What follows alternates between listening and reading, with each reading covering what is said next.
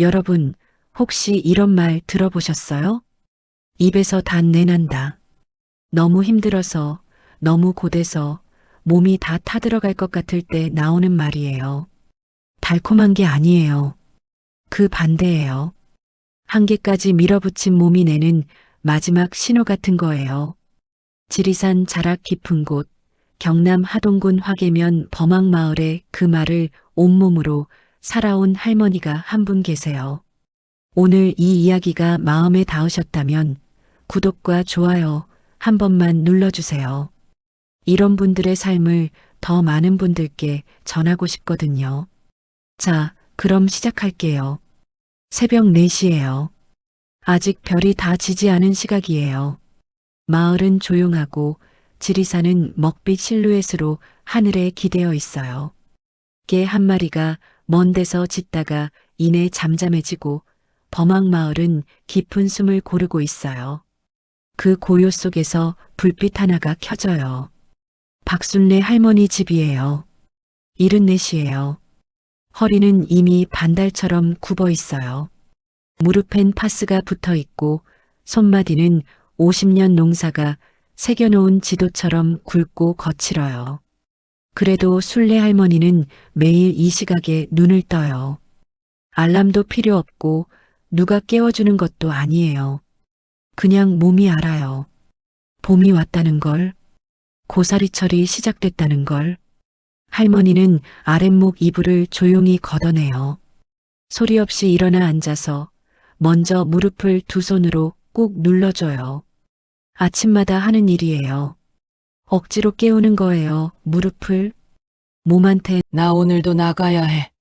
좀 버텨줘. 하고 부탁하는 것처럼요. 부엌에 들어가 냉수 한 그릇을 마셔요. 찬물이 식도를 타고 내려가는 느낌. 그게 할머니한테는 오늘 하루를 여는 의식 같은 거예요.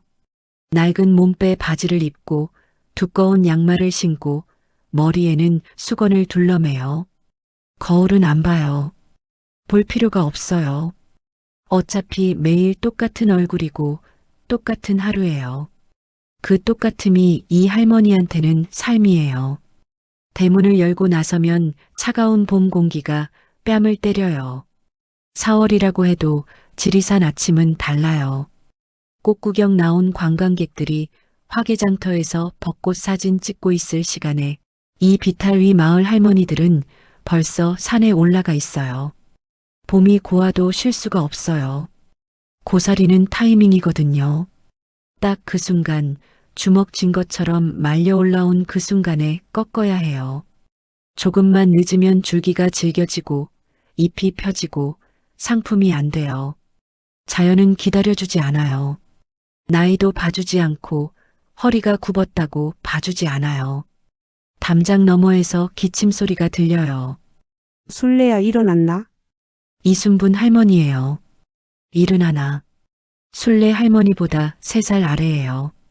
이 마을에서 나고 자라서 같이 시집오고 같이 밭 일구고 같이 남편 먼저 보내고 이제는 같이 늙어가고 있는 사람이에요. 40년 친구예요. 나왔어.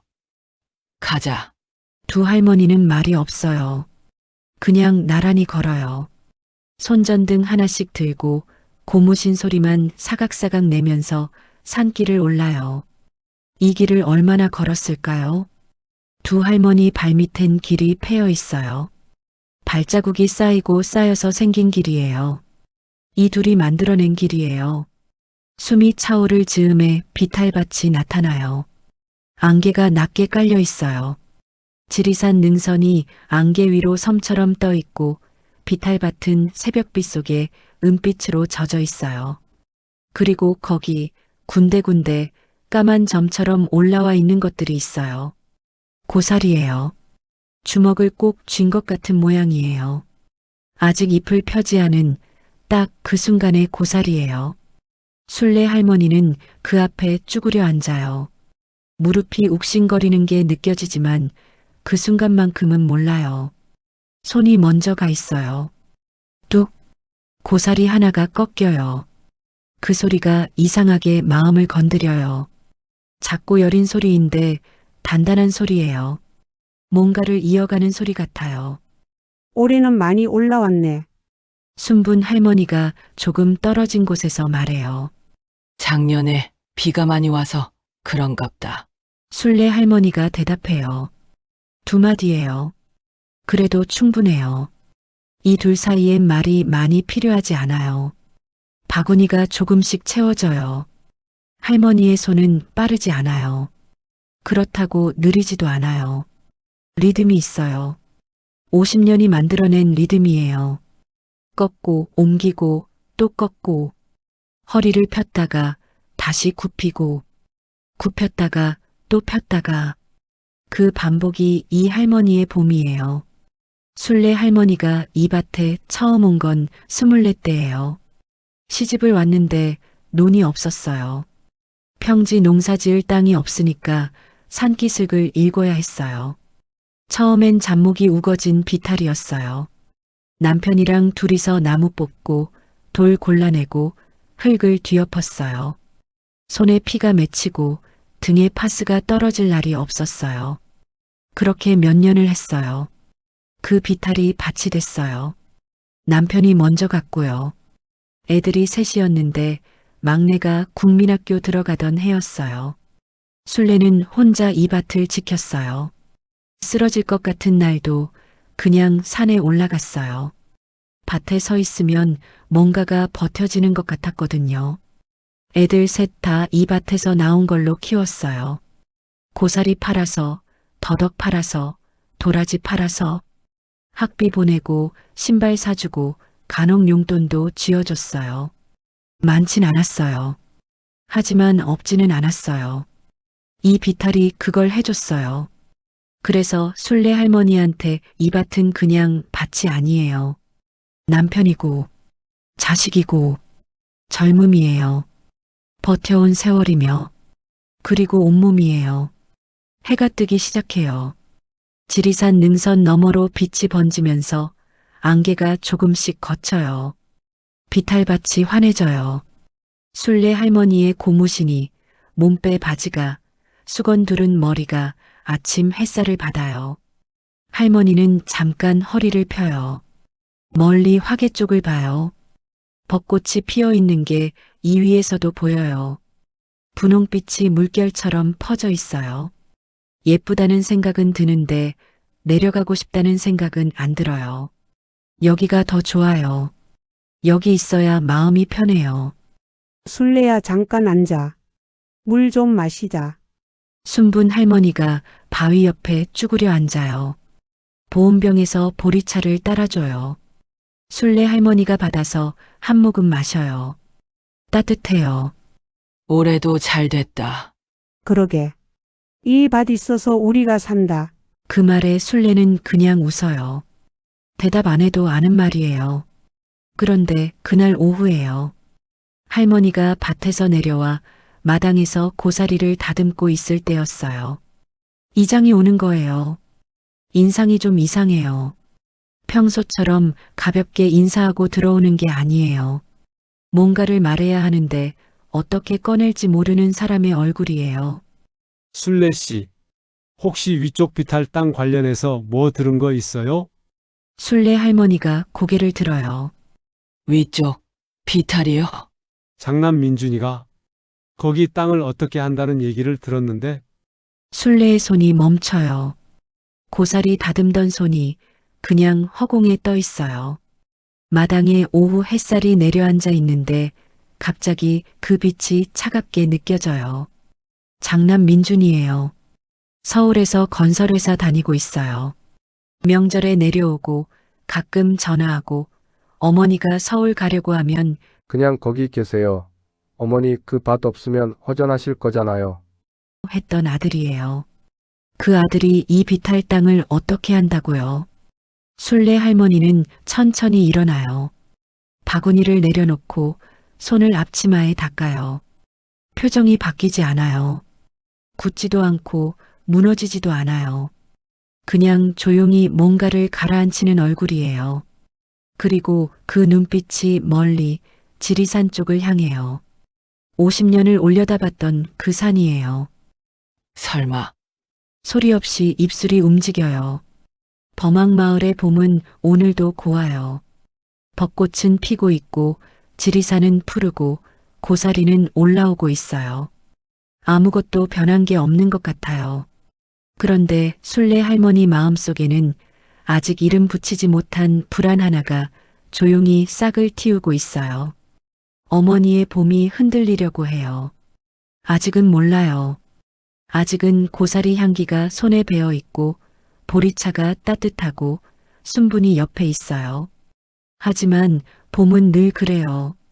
꽃이 가장 고울 때 비바람이 오거든요. 이장이 다녀간 날 저녁 순례 할머니는 밥을 별로 못 먹었어요. 고사리 나물이 상에 있었고 된장찌개가 있었고 갓 지은 쌀밥이 있었어요. 늘 먹던 거예요. 근데 숟가락이 잘 안 들어져요. 한 숟갈 뜨고 내려놓고 또 한 숟갈 뜨고 내려놓고 이장이 한 말이 자꾸 귓가에 맴돌아요. 민준이가 거기 땅을 어떻게 한다는 얘기를 들었는데요. 어떻게 한다는 게 뭘까요? 설마 팔겠다는 건 아니겠지요. 내 허락도 없이 아무리 서류상 그 아이 이름이 올라가 있어도 내가 40년을 일군 땅인데 그럴 리가 없어요. 그럴 리가 없다고 순례 할머니는 속으로 몇 번이나 되뇌었어요. 그런데 왜 이렇게 손이 떨리는지 몰라요. 사흘이 지났어요. 그 사흘 동안 순례 할머니는 아무것도 달라지지 않은 것처럼 살았어요.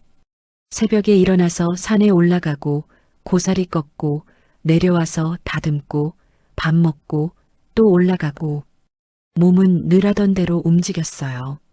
그런데 마음은 달랐어요. 손이 고사리를 꺾을 때마다 자꾸 생각이 올라왔어요. 이 밭이 아직 내 밭인가? 그게 제일 무서웠어요. 내 땅인데 내 땅이 맞는지 확신이 안 서는 그 느낌이요. 50년을 여기 서 있었는데 갑자기 발밑이 흔들리는 것 같은 그 느낌이요. 사흘째 되는 날 오후였어요. 마당에서 고사리를 삶고 있는데 멀리서 차 소리가 들렸어요.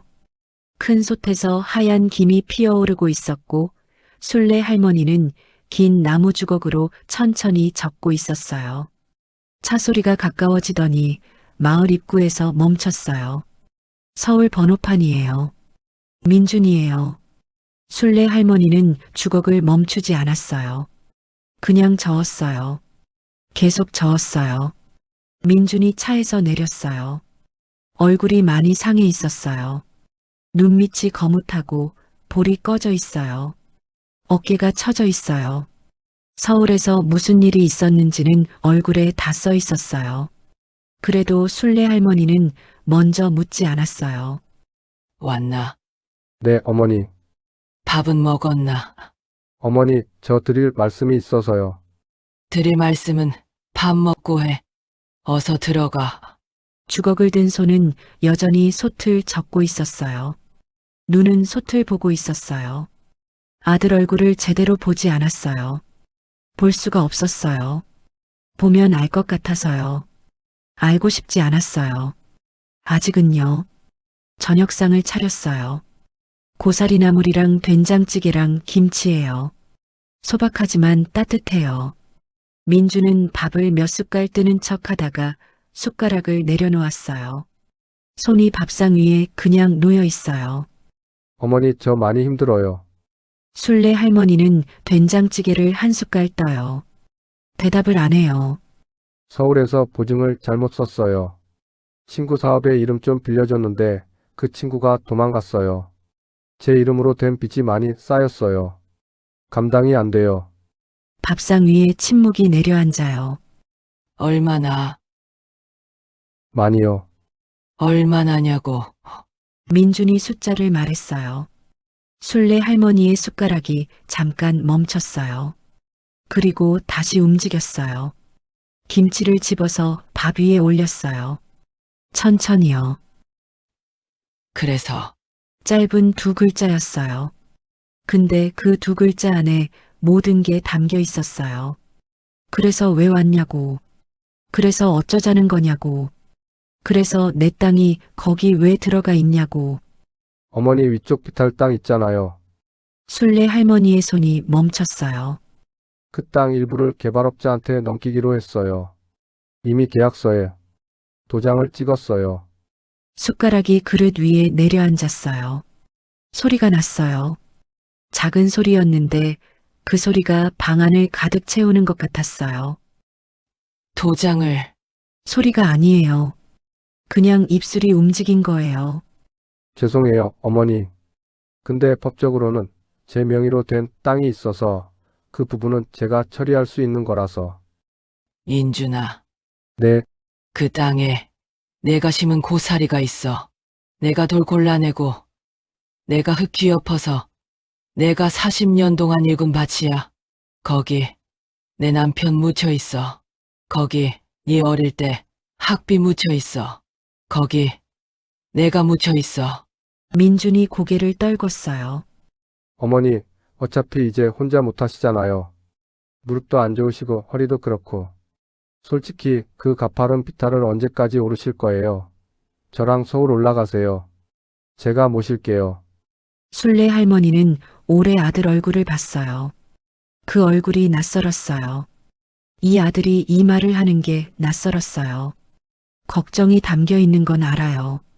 그런데 그 걱정이 어머니를 보는 게 아니라 어머니가 없어지면 처리가 편해지는 땅을 보고 있다는 것도 알았어요. 어머니니까 알았어요. 나가봐라. 어머니, 오늘은 나가봐라. 민준이 나간 뒤 방 안에 혼자 앉아 있었어요. 밥상이 그대로 있었어요. 거의 안 먹은 밥이에요. 된장찌개에 김이 다 식었어요. 고사리 나물이 거기 있어요. 이 비탈에서 꺾어온 거예요. 오늘 새벽에 꺾어온 거예요. 순례 할머니는 그 고사리 나물을 한참 봤어요. 말이 없었어요. 눈물도 없었어요. 그냥 봤어요. 40년이에요. 저 나물 한 젓가락에 40년이 들어있어요. 24세 비탈에 처음 올라가던 날부터 남편 먼저 보내고 혼자 올라가던 새벽까지 그 세월이 저 나물 한 젓가락에 있는데 그게 서류 한 장에 없어진다고요. 모르겠어요. 세상이 그렇게 돌아가는 건지, 법이 그런 건지. 근데 억울했어요. 억울하다는 게 딱 맞는 말인데 그 억울함을 어디다 내놓아야 할지 몰랐어요.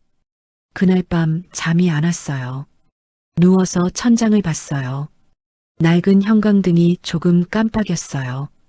예전부터 깜빡였는데 갈아야 하는데 자꾸 잊어버렸어요. 그 불빛이 오늘따라 마음에 걸렸어요. 이상하지 않아요. 사람이 힘들면 별것 아닌 것들이 다 눈에 밟혀요. 자꾸 민준이 얼굴이 떠올랐어요. 상한 얼굴이요. 어깨 처진 모습이요. 밥을 못 먹는 손이요. 그게 미웠다가 안쓰러웠다가 또 미웠다가 그 감정이 오락가락했어요. 낳고 키운 자식이잖아요. 이 비탈에서 고사리 팔아서 학교 보낸 자식이잖아요. 그 자식이 잘못됐는데 어미가 마냥 미워할 수 있을까요? 없어요. 그게 어미예요. 그게 억울한 거예요. 미워하고 싶어도 미워지지가 않는 게요. 마루로 나갔어요. 밤 공기가 찼어요. 지리산이 어둠 속에 까맣게 서 있었어요. 그 아래 비탈에 자기 밭이 있어요. 지금 이 순간에도 고사리가 자라고 있어요. 내일 새벽에 가면 또 주먹 쥔순이 올라와 있을 거예요. 그 땅이 팔려요? 생각만 해도 다리에 힘이 빠졌어요. 한참을 마루에 앉아 있다가 순분한테 전화했어요. 밤 10시가 넘은 시간이었어요. 그래도 순분은 받을 거예요. 40년 친구니까요. 이 시간에 전화하면 무슨 일인지 알 테니까요. 왜 무슨 일이요? 순분아, 나 오늘 민준이 만났어. 그래서 땅 얘기가 나왔어. 전화기 너머에서 순분이 한숨을 쉬는 소리가 들렸어요. 말 안 해도 알았어요. 얼마나 심각해? 계약서에 도장을 찍었대. 한동안 말이 없었어요. 술래야, 응, 오늘은 자. 내일 아침에 나한테 와. 다음 날 아침 순분 집에 갔어요. 마당에 나란히 앉아서 막걸리를 한 잔씩 따랐어요. 아침부터 막걸리예요. 근데 이 두 할머니한테는 이상하지 않아요. 진짜 힘든 얘기는 막걸리 앞에서 하는 거거든요. 술래가 다 얘기했어요. 이장한테 들은 것도, 민준이 한 말도, 도장 찍었다는 것도. 순분 할머니가 잔을 천천히 내려놓으며 말했어요. 야, 박술래. 응, 네 그 땅에 네 땀 있잖아. 네 피 있잖아.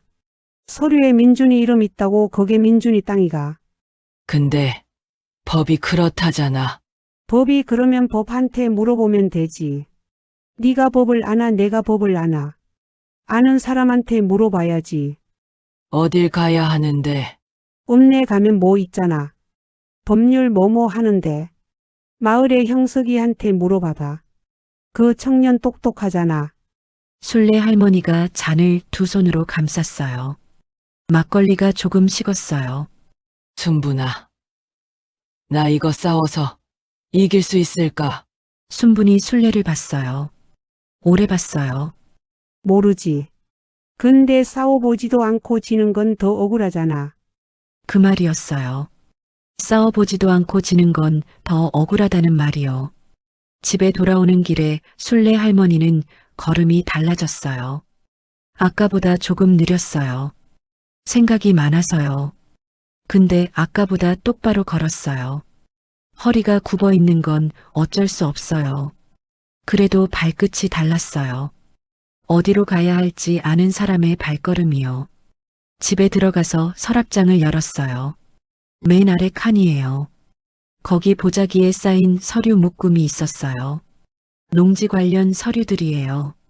남편이 살아있을 때부터 모아놓은 것들이에요. 영수증, 경작 확인서, 세금 납부 기록들. 다 꺼내서 방바닥에 펼쳤어요. 돋보기를 쓰고 하나하나 봤어요. 손이 떨렸어요. 눈이 침침했어요. 그래도 봤어요. 이게 뭔지는 몰라도 이게 뭔가가 될 수 있는지는 알아봐야 했어요. 밖에서 봄바람이 불었어요. 창문 틈으로 바람이 들어왔어요. 술래 할머니는 서류에서 눈을 들어 창밖을 봤어요. 지리산이 보였어요. 오늘도 거기 있었어요. 변함없이요. 아직은 내 땅이야. 소리 없이 그 말을 했어요. 아직은. 형석이를 찾아가야겠다고 결심한 건 그날 저녁이었어요. 법을 모르면 아는 사람을 찾아가면 되는 거잖아요. 읍내가 어딘지 모르면 가르쳐 줄 사람을 찾으면 되는 거잖아요. 74시지만 아직 발이 있어요. 아직 말이 있어요. 아직 이 손에 40년짜리 경작 흔적이 있어요. 그게 뭔가가 되는지 안 되는지는 해봐야 알겠지요. 근데 해보기 전에 포기하는 건 술래 할머니가 살아온 방식이 아니에요. 새벽에 일어나서 산에 오르는 여자예요. 단내 날 때까지 버티는 여자예요. 그 여자가 서류 한 장 앞에서 주저앉지는 않아요. 지리산 비탈에 봄이 깊어가고 있었어요. 꽃이 지기 시작하면 열매가 맺히는 거예요. 술래 할머니의 싸움은 이제 막 시작되려고 했어요. 형석이는 마을에서 농사 지으면서 귀농한 30대 청년이에요. 스마트폰도 잘 쓰고 이것저것 찾아보는 걸 잘해요. 술래 할머니한테는 그냥 손자 같은 청년이에요. 형석이는 그날 저녁에 왔어요. 할머니한테 다 듣고 잠깐 스마트폰을 뒤적이더니 말했어요. 할머니 법률구조공단이라는 데가 있어요. 돈 없어도 법률 상담 받을 수 있는 데예요. 읍내에 있어요. 거기 가보세요. 명의가 아들 이름이어도 실제로 오래 경작해온 사람한테 권리가 인정되는 경우가 있거든요. 특히 이런 산지 농지는요. 술래 할머니가 조용히 들어요. 그리고 할머니, 개발업자 계약서에 이 땅이 포함돼 있어도 이 비탈이 생태보호구역 근처면 개발 자체가 막힐 수도 있어요. 그것도 확인해봐야 해요.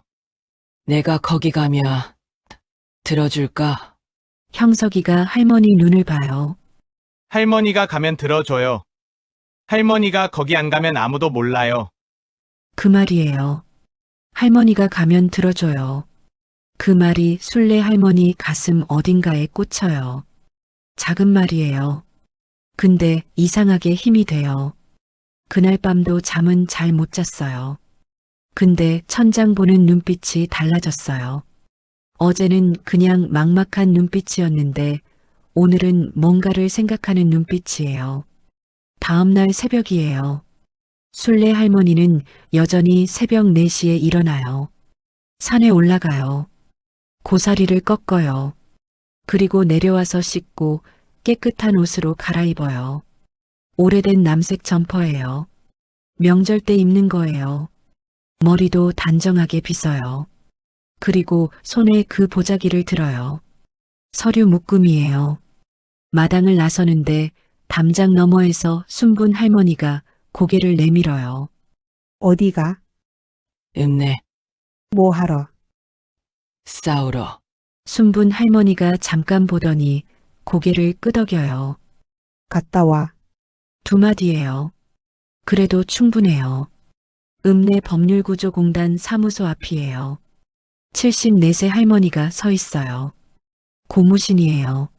남색 점퍼에 손에는 낡은 보자기 하나 들고 있어요. 문 앞에서 한번 멈춰요.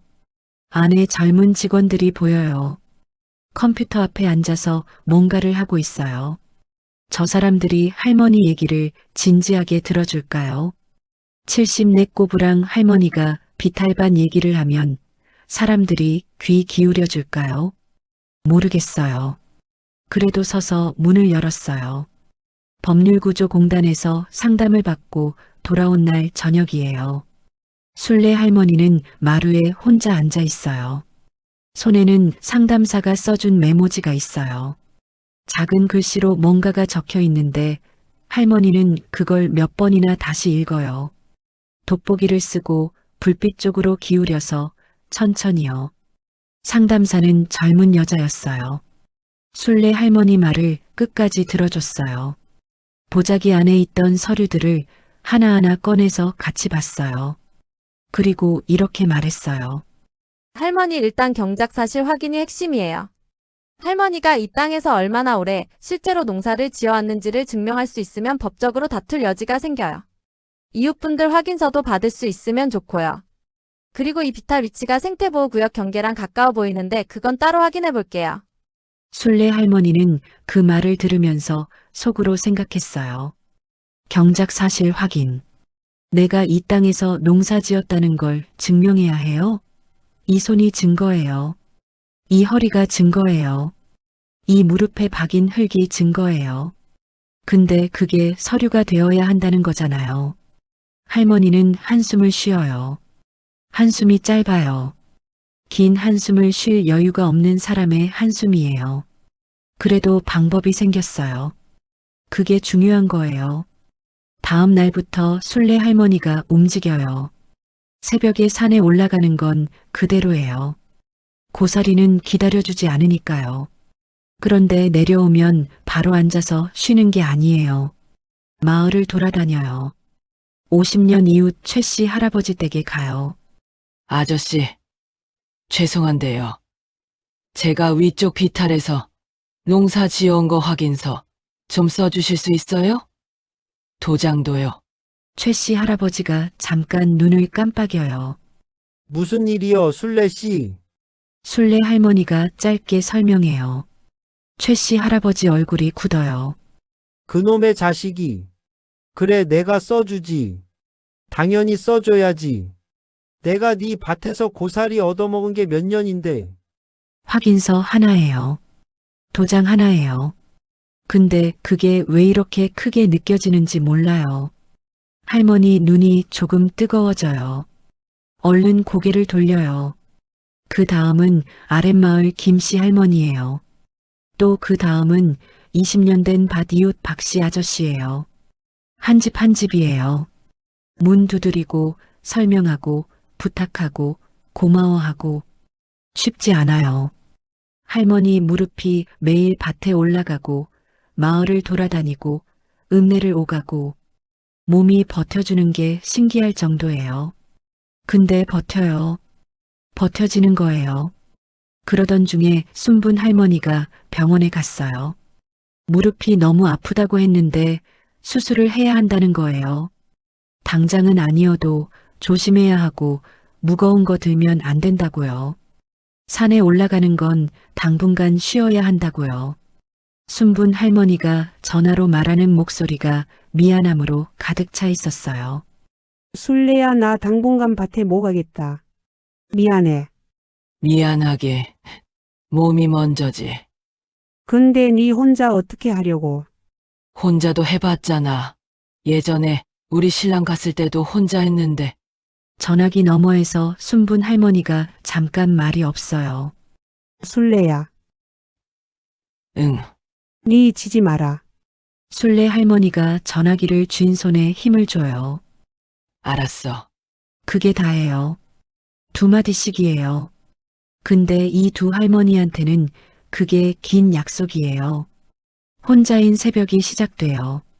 순분 없이 산에 올라가는 첫날 아침이에요. 손전등 혼자 들고 산길을 올라요. 발소리가 하나예요. 옆에서 들리던 순분의 고무신 소리가 없어요. 이상하게 그게 제일 먼저 느껴져요. 발소리 하나가 없는 게요.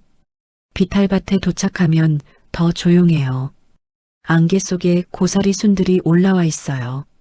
순례 할머니 혼자예요. 쭈그려 앉아요.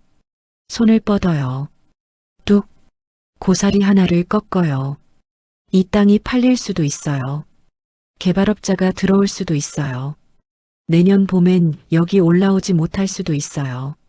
그런데 지금 이 순간은 아직 내 땅이에요. 아직 내 고사리예요. 그럼 오늘은 꺾어야지요. 그게 순례 할머니의 논리예요. 단순하고 흔들리지 않는 논리예요. 바구니가 채워져요. 혼자라서 느리지만 채워져요.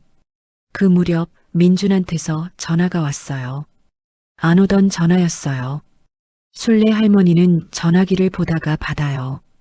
어머니, 응. 잘 계세요? 밭에 다녀왔어. 잠깐 침묵이에요. 어머니, 저 요즘 많이 생각해요. 뭘?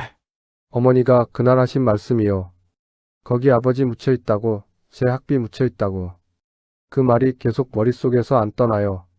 순례 할머니는 마루 끝에 걸터 앉아요.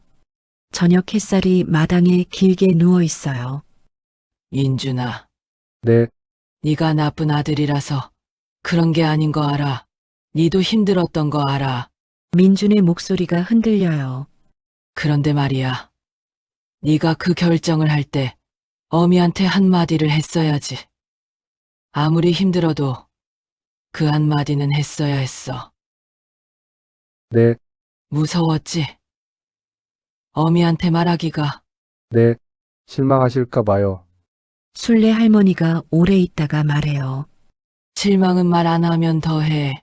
말을 해야 같이 생각해보지. 전화기 너머에서 민준이 코를 훌쩍이는 소리가 들려요. 다 큰 48 아들이에요. 근데 그 소리가 꼭 어릴 때 울던 소리 같아요. 엄마는 알아요. 자식 우는 소리는 어떻게 변해도 알아요. 인준아, 네, 어머니. 지금 어떻게 됐는지는 나중에 얘기하자. 지금은 그냥 밥은 먹고 다니나. 네, 그래, 그거면 됐어. 전화를 끊고 나서 순례 할머니는 한참을 마당을 봐요. 마음이 완전히 풀린 건 아니에요. 땅 문제가 해결된 것도 아니에요. 그런데 뭔가 하나가 조금 움직인 것 같아요. 오래 굳어있던 것 하나가요. 형석이가 다시 왔어요. 이번엔 뭔가를 알아왔어요. 눈이 좀 반짝여요. 할머니 확인해 봤더니 위쪽 비탈 경계 부분이 지리산 국립공원 완충 구역이랑 겹쳐요. 거기는 개발 행위 자체가 엄격하게 제한돼요. 업자가 계약서 썼어도 실제로 개발 허가가 안 날 가능성이 높아요. 순례 할머니가 형석이를 봐요. 그게 무슨 말이야? 쉽게 말하면요. 할머니 밭이 있는 그 자리는 법적으로 함부로 못 건드리는 땅일 수 있어요. 업자가 나중에 손 떼야 할 수도 있어요. 확실해. 확실하진 않아요. 아직 확인 중이에요. 근데 가능성이 꽤 있어요. 법률구조공단에도 이 내용 전달해뒀어요. 순례 할머니는 잠깐 눈을 감아요. 눈을 감으면 비탈밭이 보여요. 안개 속에 고사리 순이 올라와 있는 그 밭이요. 남편이랑 돌 골라내던 그 땅이요. 어린 민준이 밭가에 쭈그려 앉아있던 그 자리요. 눈을 떠요. 형서가. 네, 할머니. 고마워. 진심으로. 형석이가 머리를 극적여요. 쑥스러운 거예요. 할머니가 용기 내셨으니까 저도 움직인 거예요. 제가 한 게 아니에요. 그날 저녁 순례 할머니는 오랜만에 편히 앉아서 밥을 먹어요. 고사리나물 무친 거, 된장찌개, 쌀밥이에요. 늘 먹던 거예요. 그런데 오늘은 맛이 달라요. 왜 달라진 건지는 몰라요. 뭔가 조금 가벼워진 것 같기도 하고 뭔가 조금 따뜻해진 것 같기도 해요. 밥 한 숟갈 뜨고 창밖을 봐요. 지리산이 저녁 하늘 아래 서 있어요. 1만 6천 개의 봉우리가 오늘도 거기 있어요. 안 변했어요.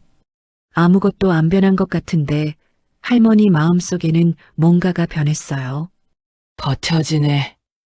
그 말이에요. 무릎이 아파도 혼자여도 결과가 아직도 불확실해도 버텨지고 있어요. 새벽에 일어나서 산에 올라가고 마을을 돌고 읍내를 다녀오고 전화를 받고 또 다음 날 새벽에 일어나고 이 할머니가 평생 해온 방식이에요. 그냥 오늘을 사는 거예요. 내일 걱정은 내일 하는 거예요. 그게 이 할머니가 50년을 버텨온 방법이에요. 밤이 깊어요. 순례 할머니는 잠들기 전에 서랍장을 열어요. 아까 그 보자기예요. 서류들 사이에서 사진을 꺼내요. 남편이랑 둘이 밭에서 찍은 사진이에요. 흑백이에요. 남편이 웃고 있어요. 순례도 웃고 있어요. 둘 다 젊어요. 사진을 손바닥에 올려놓고 봐요. 여보. 나 아직 여기 있어요. 조용한 목소리예요. 혼잣말이에요. 그 밭 아직 안 뺏겼어요. 조금만 더 버텨볼게요. 사진을 다시 보자기에 넣어요. 서랍을 닫고 이불을 덮었어요. 눈을 감았는데 이번엔 잠이 와요. 오래간만에요. 여러분 있잖아요. 세상에서 가장 용감한 사람이 꼭 크고 대단한 사람은 아니에요. 고무신 신고 읍내 사무소 문을 열고 이웃집 문을 두드리고 혼자 새벽 산길을 오르고 아들 전화에 밥은 먹고 다니나? 묻는 사람이요. 그게 용감한 거예요. 순례 할머니의 싸움은 아직 끝나지 않았어요. 근데 뭔가가 달라졌어요. 혼자인 것 같았는데 혼자가 아니었어요. 아무것도 안 되는 것 같았는데 조금씩 되고 있었어요. 봄은 아직 가지 않았어요. 그리고 지리산 비탈의 고사리는 내일 새벽에도 또 올라와 있을 거예요. 판결이 나온 건 5월 중순이었어요. 고사리철이 거의 다 끝나가는 시절이에요. 비탈밭의 고사리가 이제 잎을 펴기 시작했어요. 주먹 쥔순이 아니라 손바닥처럼 펼쳐진 잎이에요. 그렇게 되면 꺾는 철이 지난 거예요. 고사리는 그 짧은 시간 안에만 꺾어야 하거든요. 너무 이르면 안 되고 너무 늦으면 안 되고 딱 그 순간이어야 해요. 삶도 그런 것 같아요. 기다리다 보면 딱 그 순간이 와요. 오래 기다렸다고 늦는 게 아니에요. 형석이한테 전화가 온 건 순례 할머니가 마당에서 고사리를 마지막으로 다듬고 있을 때였어요. 올해 마지막 고사리예요. 손으로 다듬으면서 올해도 잘 버텼다 싶었어요. 그때 전화기가 울렸어요. 할머니, 판결이 났어요. 형석이 목소리가 달랐어요. 높지 않았는데 뭔가 차 있는 목소리였어요. 뭔가 좋은 걸 담고 있는 사람의 목소리요. 뭐가? 개발 행위 검토 결과요. 위쪽 비탈 전체가 지리산 국립공원 완충 구역에 저촉된다는 판정이 확정됐어요. 개발 허가 불가예요. 업자 쪽에서 계약 이행이 불가능하게 됐어요. 법률구조공단에서도 방금 연락 왔어요. 계약 무효 처리돼요, 할머니. 순례 할머니의 손이 멈췄어요.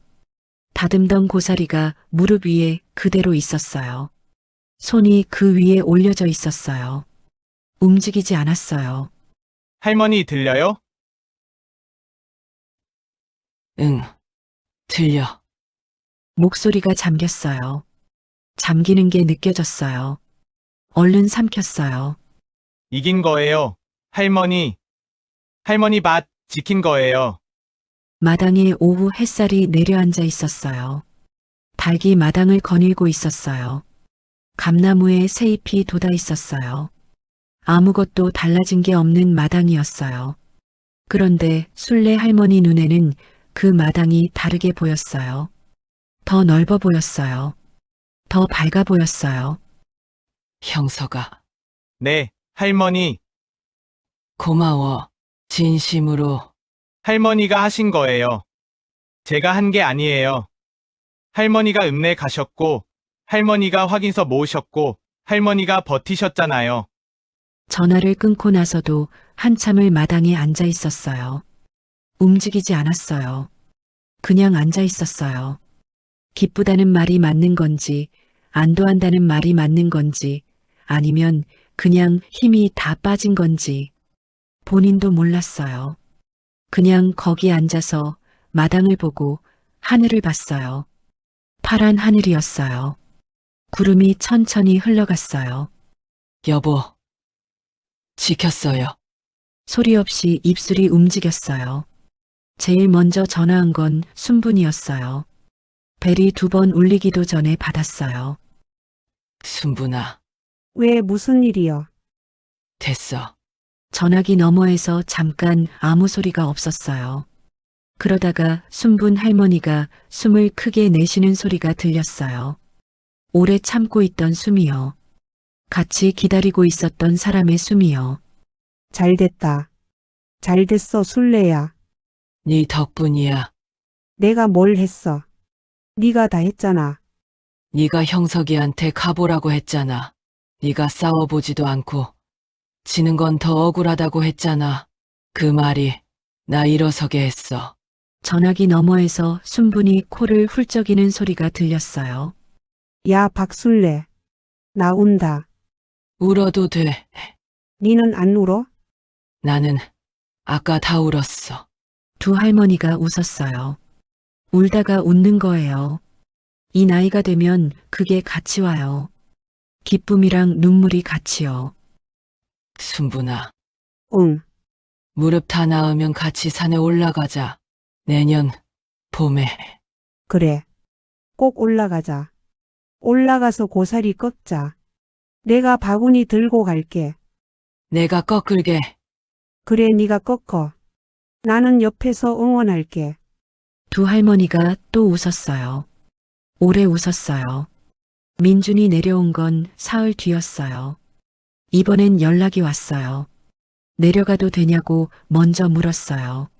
순례 할머니는 그 문자를 받고 한참을 봤어요. 예전 민주는 그냥 내려왔거든요. 연락하고 오는 게 뭔가 달라진 것 같았어요. 작은 거지만 작지 않은 거예요. 와라. 딱 2글자로 답장했어요. 민준이 내려온 날은 맑았어요. 5월의 맑은 날이에요. 지리산이 실록으로 덮여 있어요. 이 산이 봄마다 이렇게 초록이 됐는데 올해는 유난히 짙어 보였어요. 아니면 순례 할머니 눈이 달라진 건지 몰라요. 민준이 차에서 내렸을 때 순례 할머니는 마루에 앉아 있었어요. 민준이 마당에 들어섰어요. 이번엔 얼굴이 달랐어요. 지난번처럼 상하거나 굳어 있지 않았어요.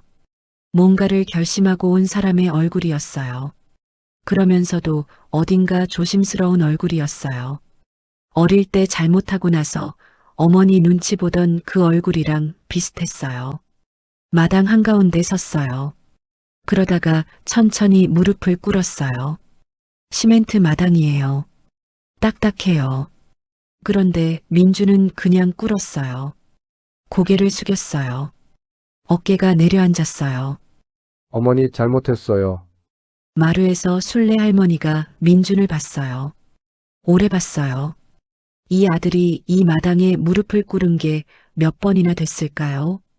어릴 때 심하게 혼날 때 한 번, 고등학교 때 친구 깨어서 담배 피우다 걸렸을 때 한 번, 그리고 오늘이요. 고개 들어. 어머니, 고개 들라고. 민준이 고개를 들었어요. 눈이 빨개요.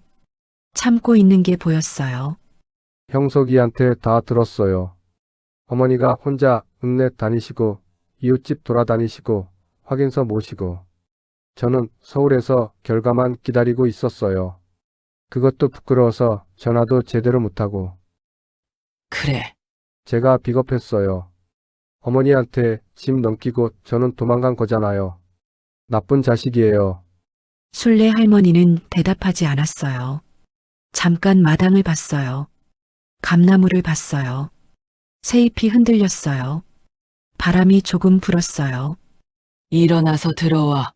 어머니, 밥 먹어야지. 들어와. 밥상을 차렸어요. 고사리 나물이에요. 이번 봄 마지막 고사리예요. 올해 비탈에서 직접 꺾어서 삶아놓은 거예요. 된장찌개도 끓였어요.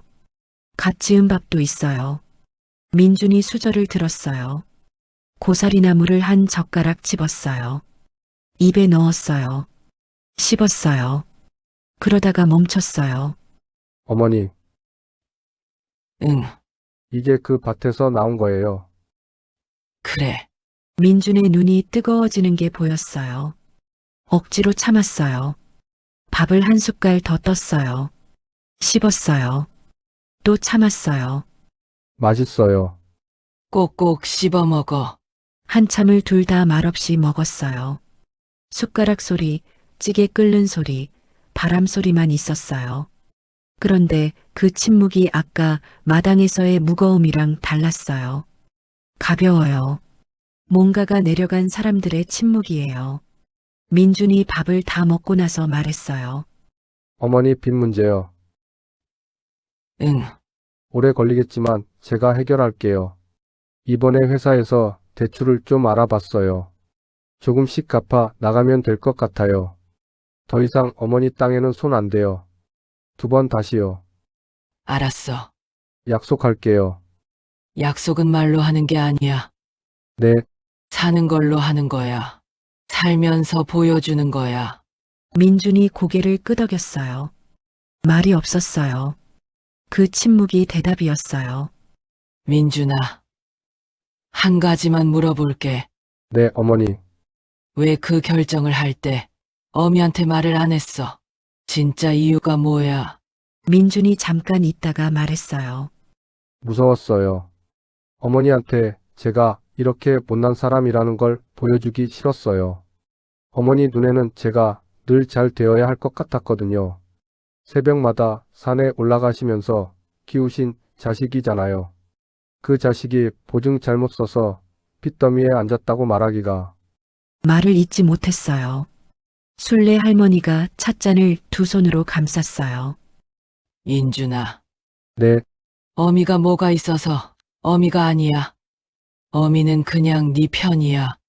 네가 잘 되면 같이 기쁜 사람이고 네가 힘들면 같이 힘든 사람이야. 그게 전부야. 어미한테 잘 보이려고 하지 마. 그냥 솔직하게 와. 그게 더 나아. 민준이 손으로 눈을 가렸어요. 다 큰 48 아들이 밥상 앞에서 손으로 눈을 가리고 있었어요. 어깨가 조금 흔들렸어요. 순례 할머니는 그 모습을 봤어요. 말하지 않았어요. 그냥 뒀어요. 울어야 할 때 우는 게 맞아요. 참을 필요 없어요. 어미 앞에서는요. 한참 뒤에 민준이 손을 내렸어요. 눈이 빨개요. 코를 훌쩍였어요. 어머니 죄송해요. 진짜로요.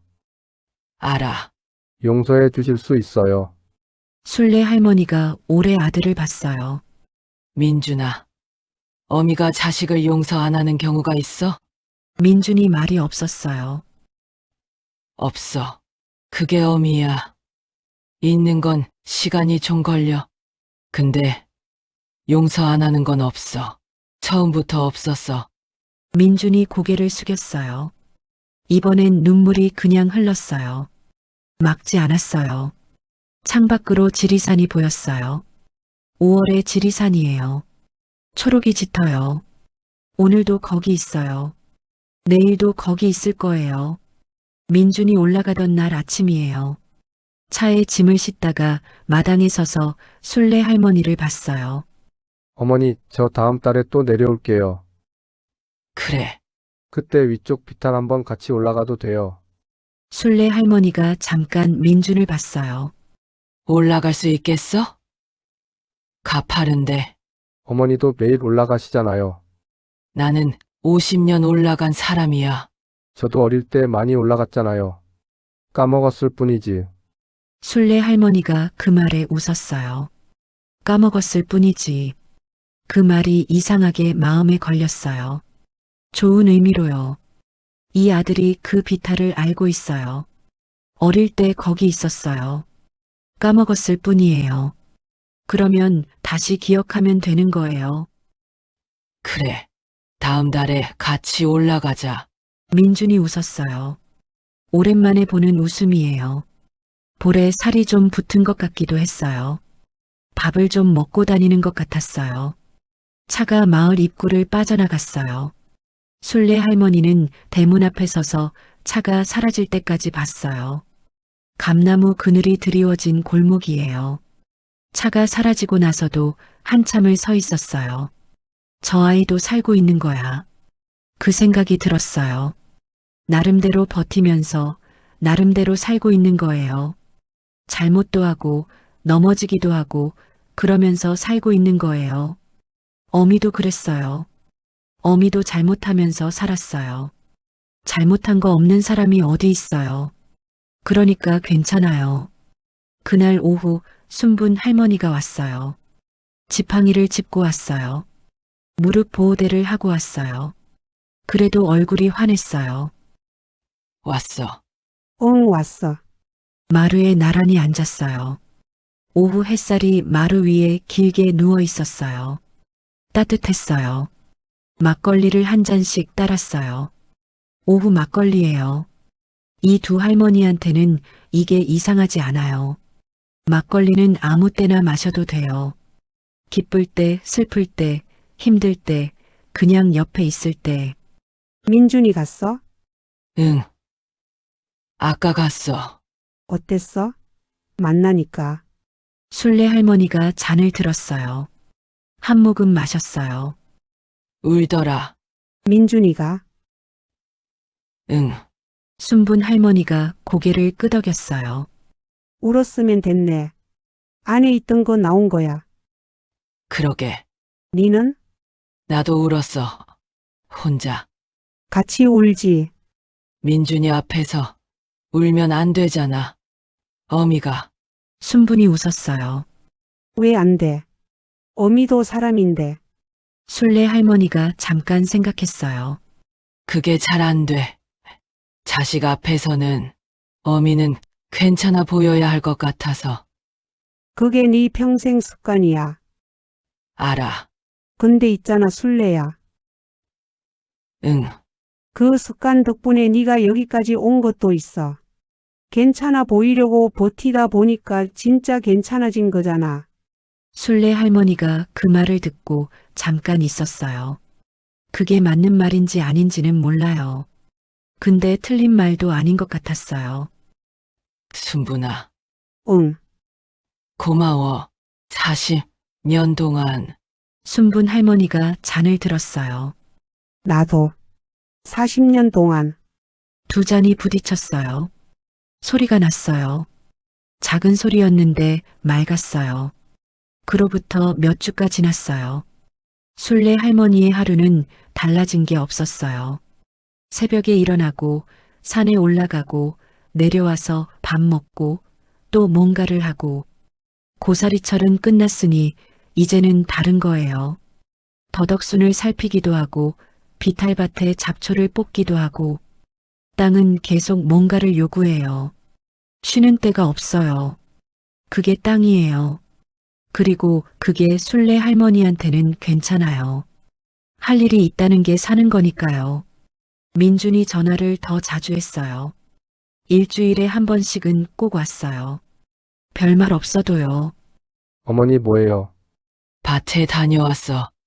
뭐 심었어요? 더덕 옮겨 심었어. 더덕이요. 저 더덕 좋아하잖아요. 알아. 그래서 심었어. 전화기 너머에서 민준이 웃는 소리가 들렸어요. 그 웃음이 좋았어요. 힘들 때 억지로 웃는 소리가 아니에요. 그냥 웃기는 게 있어서 웃는 소리요. 그게 오랜만이었어요. 다음 달이 됐어요. 민준이 약속대로 내려왔어요. 이번엔 아침 일찍 왔어요. 어머니 피탈 올라가는 거 오늘 해요. 그래. 준비됐어? 운동화 신고 왔어요. 순례 할머니가 민준 발을 봤어요. 두꺼운 등산 운동화예요. 서울에서 새로 산 것 같았어요. 그거면 돼. 두 사람이 산길을 올라갔어요. 민주는 처음에 빠르게 걸었어요. 그러다가 어머니 속도에 맞췄어요. 천천히요. 어머니 걸음으로요. 숨이 차오를 즈음에 비탈밭이 나타났어요. 민준이 멈췄어요. 아래를 내려다봤어요. 화계 쪽이 보였어요. 멀리 섬진강이 보였어요. 마을이 작게 보였어요. 어머니 이 모습을 매일 보세요. 매일 봐. 여기서요. 응. 민준이 한참을 내려다봤어요. 어릴 때 여기 올라왔었는데 이게 이렇게 높은지 몰랐어요. 어릴 때는 높은 줄 모르지. 그냥 따라오니까. 지금은 알겠어요. 두 사람이 나란히 섰어요. 어머니와 아들이요. 지리산 비탈 위에서요. 바람이 불었어요. 초여름 바람이에요. 따뜻하고 시원했어요. 민준의 머리카락이 흔들렸어요. 순례 할머니 수건이 펄럭였어요. 민준이 조용히 말했어요. 어머니 저 여기 올 때마다 올라올게요. 힘들 텐데. 괜찮아요. 어머니가 매일 오시는 거잖아요. 저는 한 달에 한 번도 못 올라와요. 순례 할머니가 웃었어요. 그래. 올라와라. 네, 다음엔 더덕 캐러 오자. 더덕이요. 제가 캐도 돼요. 배우면 되지. 민준이 웃었어요. 그 웃음이 어릴 때 웃음이랑 닮아 있었어요. 얼굴은 48인데 웃음은 10살짜리 같았어요. 어미는 알아요.